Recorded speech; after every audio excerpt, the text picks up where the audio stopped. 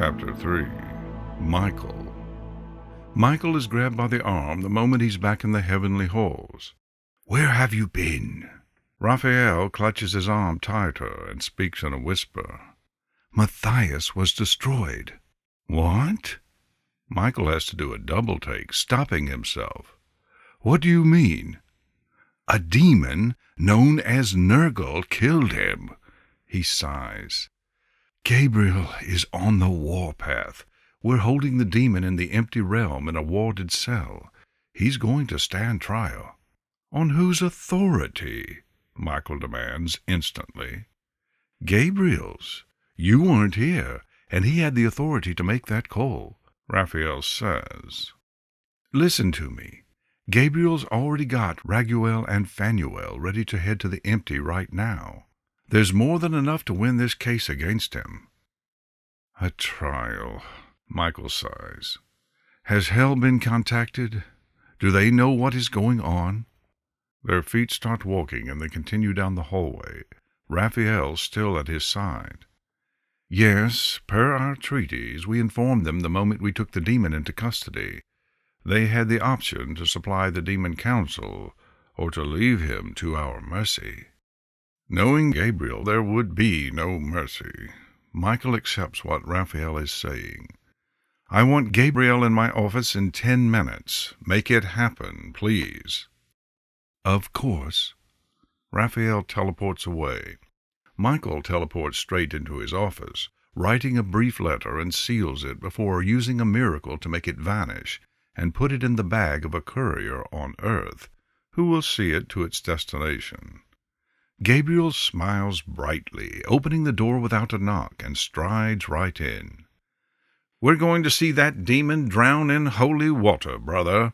Michael has never seen Gabriel so happy. "Oh, it's gonna be a good show." "Good morning to you too, Gabriel." Michael turns to a file cabinet and pulls out a few documents. He lays them out on his desk. "I hear you had an eventful evening." "Let's go. It's perfect timing." Gabriel motions to the door. "We can finish this now." He's beaming with pride. "I have questions first," Michael says, opening his file and sitting down. "Michael, please. It's an obvious case in heaven's favor." Gabriel is insistent. "Then explain it to me. If it's clear-cut, so be it. But we can't have Hell thinking we didn't cover our bases." Michael opens the file and pulls out a few treaties that he and Beelzebub had commissioned. "We have to do this right, and if we don't, we risk a lot if we're wrong." Gabriel sits down and leans back. "I guess Mathias and Nergal were both acquiring souls in the same area of America, maybe. That was my initial thought." "You guess?" "I wasn't there, Michael. I can only go by what we know," he says, "which until I get up there and question Nergal more is very little." "So this is a territorial spat?" "Spat? Mathias was killed, Michael." Gabriel leans forward. "This wasn't just a spat.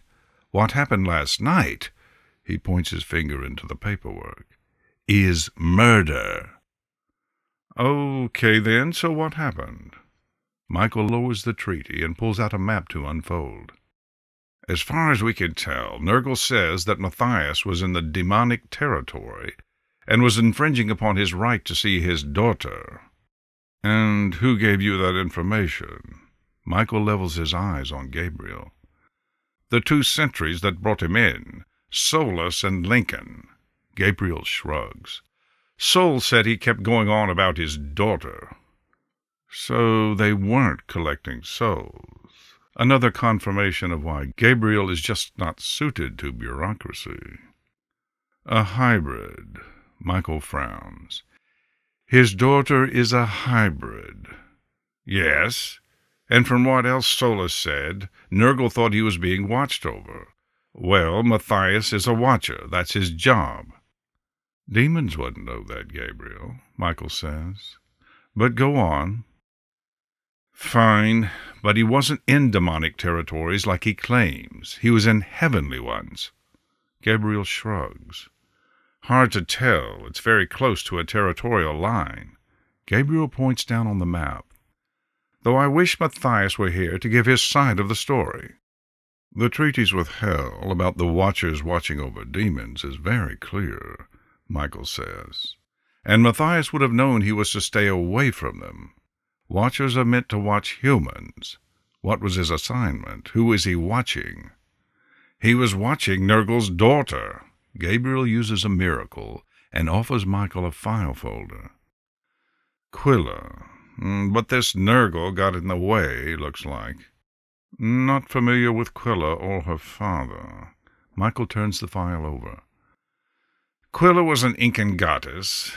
Well, pretended to be. He reaches across to point out something on the report for Michael. She didn't age, and humans worshipped her for years, hoping to have her youth somehow. We didn't get involved because... Well, she's a hybrid. She's half human, half demon, Gabriel says, shrugging. Not our purview, and at that time we were more concerned with the progression of religion in the eastern part of the world. Michael lays the folder down. And who assigned Mathias to watch Quilla? Not sure you would call it assigned, but it was indirect. I can almost assure you. Gabriel leans forward. We have been conducting a hybrid head count. After all, they are immortal beings, he says. It would be nice to know just exactly how many are left. Michael nods. Is Quilla being held? Are we allowing her to stay near her father? And did she see anything? We're unsure, but she's a demon spawn. She's not ours to question. Gabriel shakes his head. If Hell wants to let her move into the empty for the trial, that's their business. Well, her testimony might make a difference in this case. See if Phanuel or Raguel will want to take a stab at finding her first. Gabriel stands and heads for the door. Can I ask you something? Michael is taking notes. He doesn't look up. Of course. What is it? Where were you last night? Michael smirks, but doesn't look up. I was in Paris to attend a sword exposition. That's true. There was one. He had a ticket. Gabriel didn't need to know if he attended. Michael always had a cover for his meetings with the one he loved. Find anything good in Paris? What an easy question to answer. Nothing better than what God gave me, which could stand for any number of things. Gabriel beams with a smile. Exactly. So I don't understand why you even go. He exits out of the room, and Michael lets out a sigh and leans back in his seat. Raphael sits across from him in his room. The hybrid has arrived at the meeting place along with the demonic council. What is the counselor's name? This missive from Beelzebub says the councilman is named Lucas. He's a duke. Raphael beams. I don't know what a duke is. Just under the royal family, I believe. Lucas may have unlimited access to their client. Michael makes a note on his sheet. And Quilla. She is allowed visits with both the demonic counselor and her father.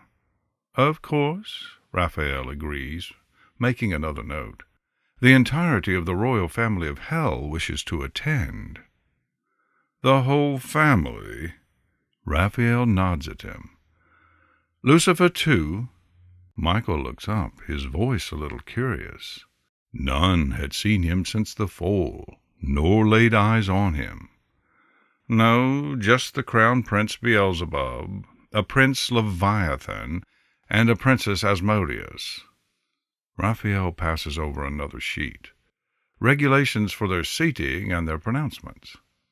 Raphael sighs. I miss him too. He made his choices, and he and his people are living with them. Michael shakes his head. They called it a way of balance. Raphael sighs. I know what God called it, Michael says softly and takes a look at the seating chart. This is all very easily accommodatable. He nods.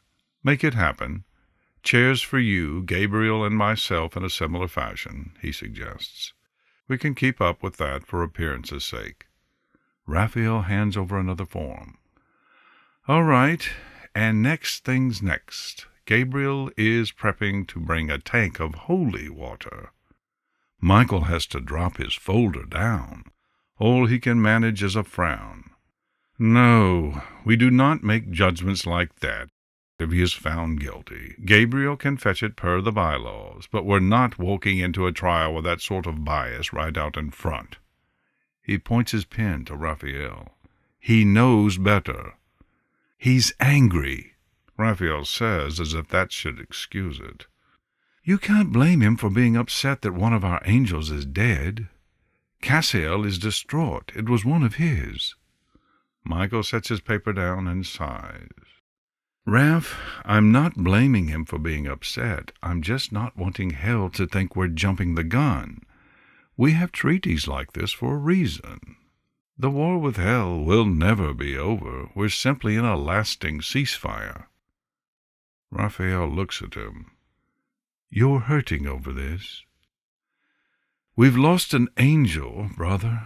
Facing hell will not be easy. It never is. He doesn't say why. He glances at his watch and sighs.